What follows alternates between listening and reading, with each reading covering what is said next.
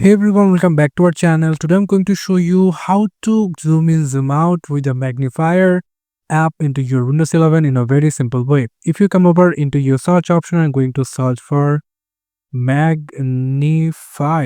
You'll get this app over here. So if you open the Magnifier over here, you can see here is the zoom out option. Here is the zoom out, zoom in icon over here. So if you click on it, you can see it zoom in. If you click on this, you can see it zoom out.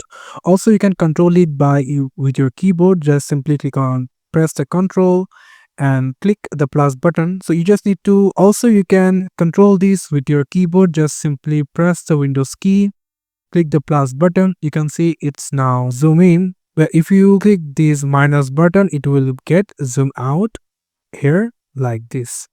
So this is how you can zoom in, zoom out in Magnifier in your Windows 11. Thank you so much for watching this video. I hope to see you in another videos.